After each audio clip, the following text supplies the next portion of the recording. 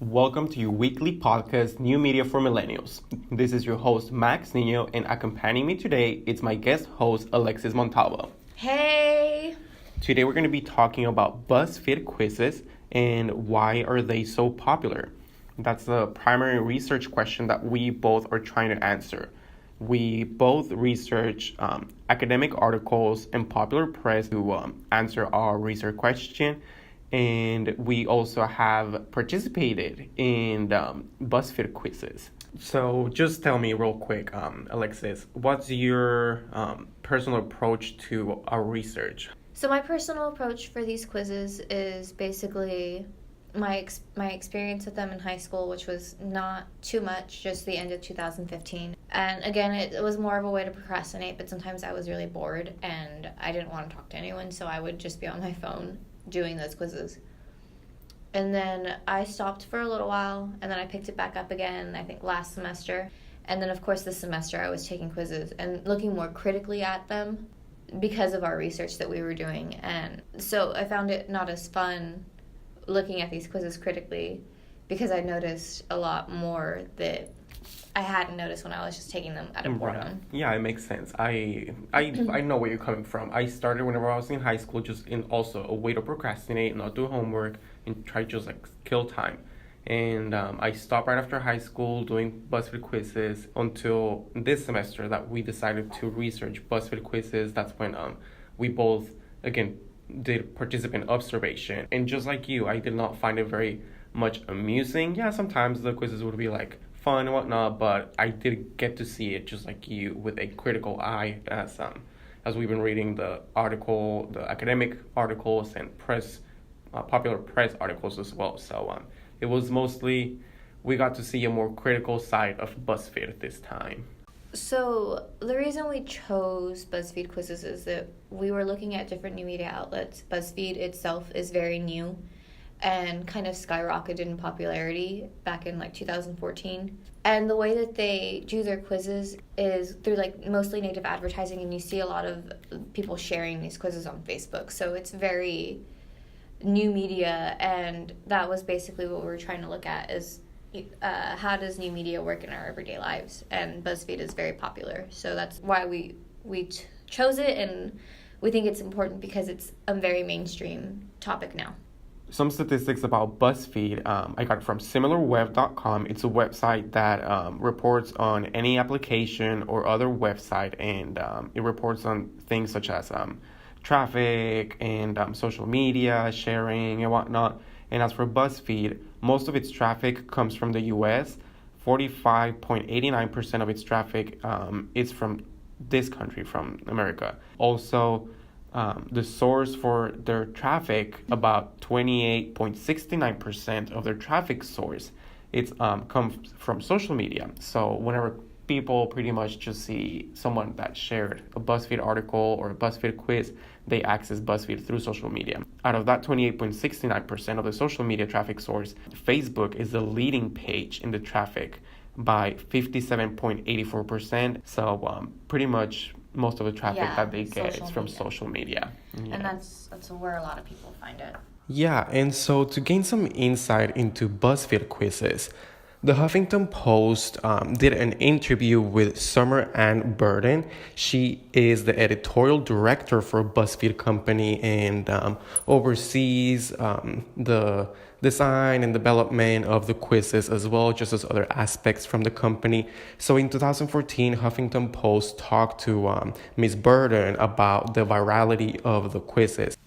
So the Huffington Post asked Ms. Burden the process of building a BuzzFeed quiz. She explains that the first step to do it is to think of the results of the quiz first.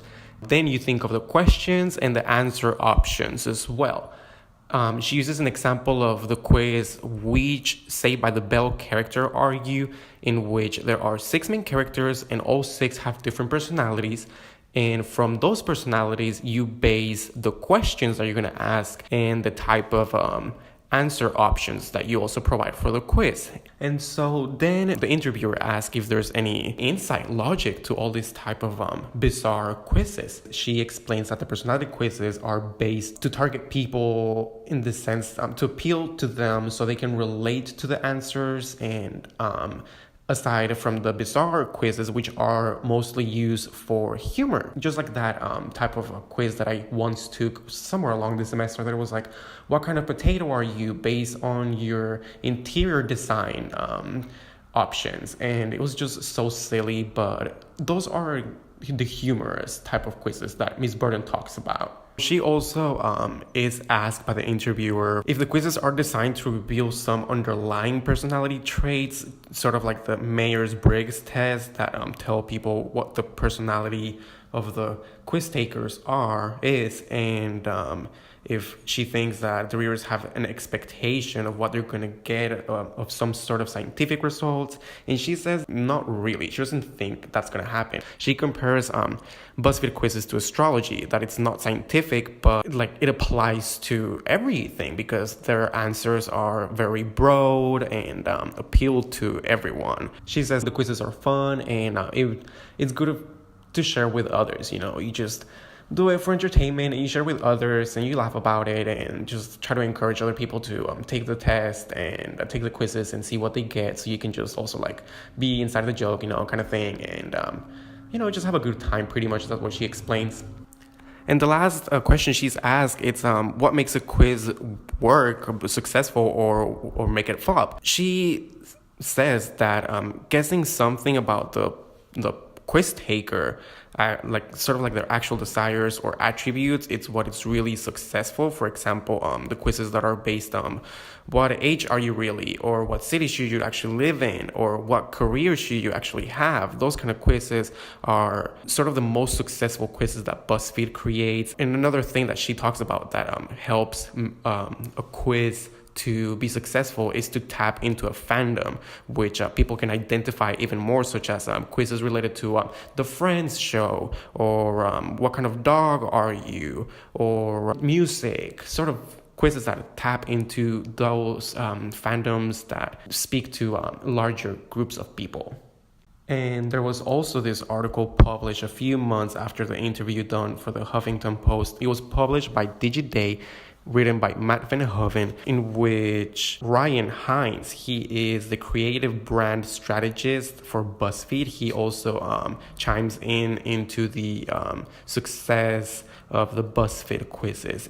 He explains that nostalgia is woven into BuzzFeed's fabric, and it's crucial for BuzzFeed to tie in strong visuals in order to attract more people. For example, he uses which Friends character are you as an example, and the color scheme they used for the quiz was the same color scheme that the actual Friends show has. So they tap into nostalgia, for people, and that appeals to the audience. Also, what Hines says is that making the quizzes be mobile works a long way because they're easy to navigate, and that allows for people to go into one of those fun quiz holes in which they just binge quiz for like the longest time that they can on their mobile device without being tied up to a desktop or laptop and sitting down. They can just go about their day and taking quizzes and quizzes and quizzes on their phone. And I agree with Hines. For example, this quiz about New Girl. I love New Girl, the show. I love it so much. Whenever I was taking, what was it? I think it was, what relationship will you be in relates to like New Girl or something like that. They use pictures from the show and color schemes from the show, and that just like, it appealed to me. The color scheme that they use and the visual cues, the images used for the quiz also like reinforce that attraction to complete the quiz. This other article published by a blog for leadquizzes.com. It was published in January 28th of this year, 2018, in which it explains the virality of BuzzFeed a little bit further than the previous two articles.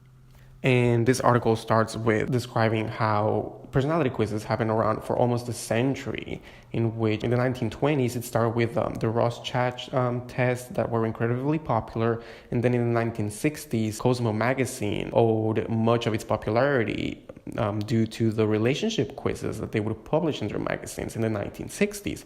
And so then the Myers-Briggs type indicator test, which it's fairly mostly recent, and now it's all about Buzzfeed quizzes. So this phenomenon of quizzes, it's been around for a long time, which means that we as people want to know something about ourselves, find out things that we never thought of before. And that's one of the factors that play into Buzzfeed being very popular. Another factor that the blog talks about is the titles. They are very attention grabbing, clickbait. That's pretty much what they are designed for. The blog says there was a study done by Business to Communities Research in which they analyzed 100 viral quizzes which had over 10,000 views or more, and the results concluded that 8 out of 10 people will only read the headlines of the quizzes before taking them. And so that's why some BuzzFeed quizzes they have catchy titles. The blog also talks about how important it has become for BuzzFeed to include images as answer options instead of text, because images just speak louder than words, so it makes it easier and quicker to choose an answer for people, and it adds an extra element of humor that keeps the takers engaged. And I've seen it before. I mean, when I was taking quizzes this semester, I did see that trend of the answer options being just images instead of text. For example, there was this question that said, which image speaks to you? And it was just 6 options, and they were all images, and they have nothing to do with each other, each answer. But it was just interesting, to think to yourself, okay, what am I feeling right now? So I'm just going to click that. And also another factor that the vlog talks about is that the results are mostly positive. No matter the direction the results are going in, they are always going to have a positive result that would encourage sharing. For example, there was this quiz that I took. It was about what sport car will you be based on your answers. And I got a Lamborghini, which made no sense. But the answer that they provided was just comical. The answer said that I got a Lamborghini Aventador. My results said, do you know who drives Lamborghinis? Every successful person ever, that's who you are, a sleek individual who is adept at getting out of the sticky situation. You always got your eye on the prize. And so it was just super optimistic message that I received. That kind of answer applies to everyone, And so, yeah, everyone would love to share that kind of answer. Anyway, now Alexis is going to talk to us about this academic journal which dives deeper into the conversation of BuzzFeed quizzes. Take it away, Alexis. So one of the scholarly articles that we looked at is called Online Quizzes as Viral Consumption-Based Identities. It's by Stephanie N. Burbick and Matthew P. McAllister. They wrote this for the International Journal of Communication, and it's from the Pennsylvania State University. It's fairly recent. It's from 2016. And basically the article talks about how BuzzFeed quizzes are kind of made. They focus on 2 types of quizzes, which are the sponsored quizzes, which is the native advertising. And then they look at some unsponsored quizzes that still have a lot of consumption-based content in it. And they kind of look and analyze critically the superficiality of these quizzes and how they affect people's personalities. Also, as well as the fact that people are basically giving BuzzFeed free advertisement by sharing their results and sharing these quizzes on their social media websites. So some of the keywords in the article are identity, BuzzFeed obviously, identity quizzes, native advertising, virality, digital capitalism, and free labor. They really talk about the digital media and how they construct their identities for people, and especially in new media, how our identities are constructed by different types of social media contents and the generic constraints that they are driven by because of social media. Then they go in to talk about how the exploitation of people is being seen in social media because we are constantly going through things like the quizzes and such specifically to gain some sort of pleasure from or fun from these quizzes and then sharing them. So we're supposed to be having fun, but we're also being exploited. And there's a specific quote in here that actually talks about it. And it says, pleasurably embraced, at the same time often shamelessly exploited.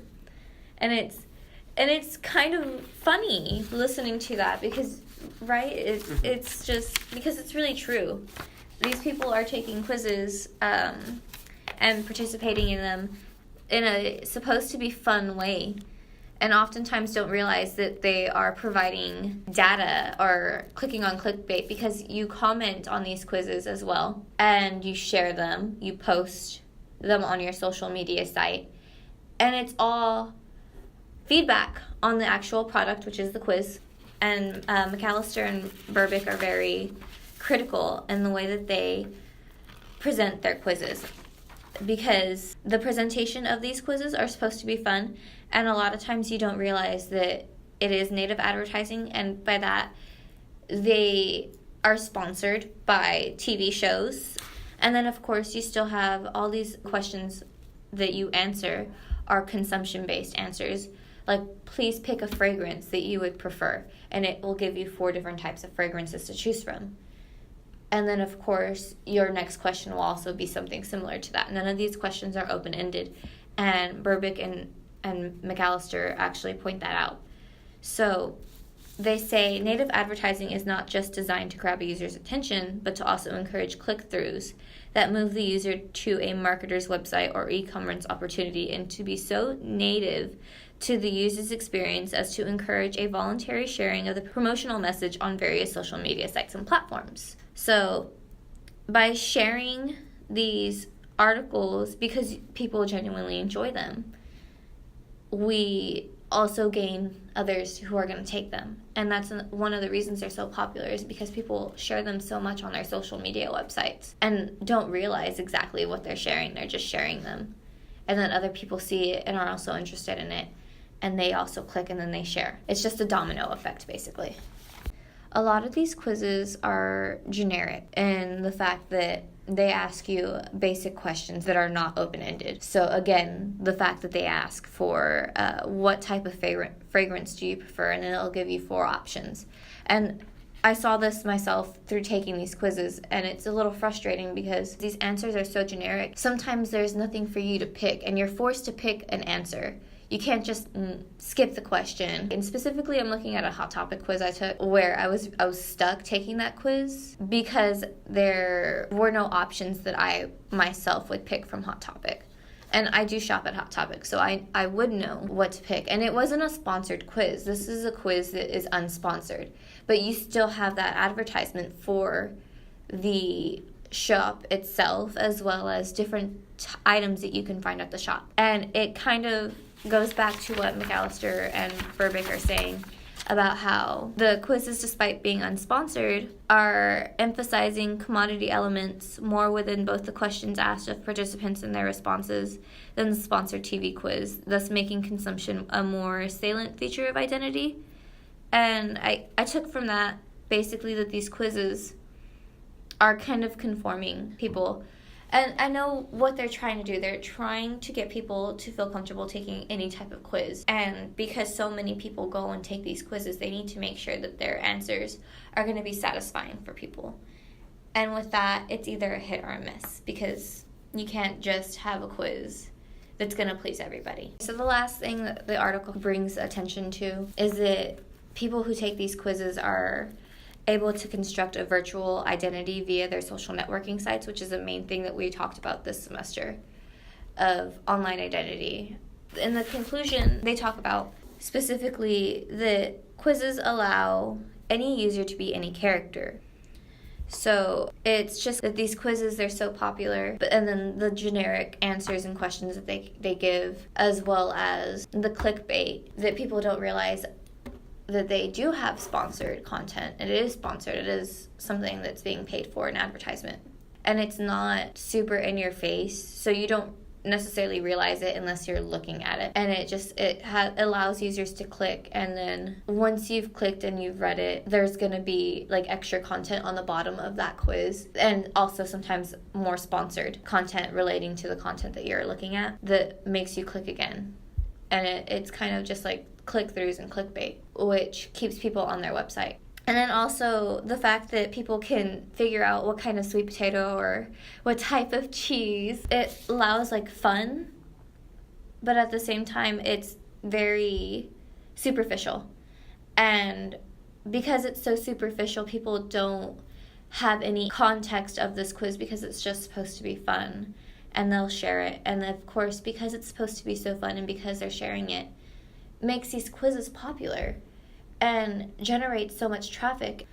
And it really hits you that these quizzes, while they're supposed to be fun, are very consumption based and superficial, and that in itself is why people take them. And of course you can see that too as well, why it makes it popular, because people are sharing it, saying, hey, I took this quiz, this is my result.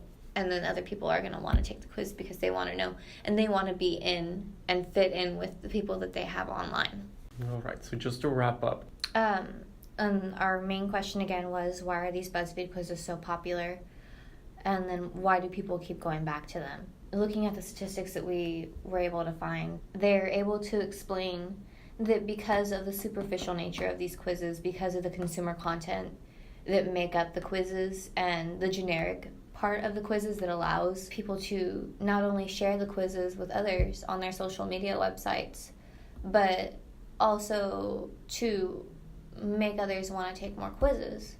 And the way that the website itself is set up is that it has similar content to what you're taking. And the way that the quizzes are made are so that people are satisfied at the same time wanting to share it. And because of they already have a formula for, what makes their quizzes popular, which is just a generic basic formula, that allows more people to be able to take that quiz and get like a superficial personality answer. And that's what people keep going for, because they're satisfied with that superficial answer, and it's supposed to be fun. And for the most part, people don't critically look at these quizzes like the way that we've been doing this past semester. And that concludes this episode of New Media for Millennials. Thank you so much, Alexis, for being here today and help us with this episode. Hey, it was my pleasure. Really enjoyed it. Well, you guys tune in every week for more content, and have a great day. Thank you. Thank you. Bye.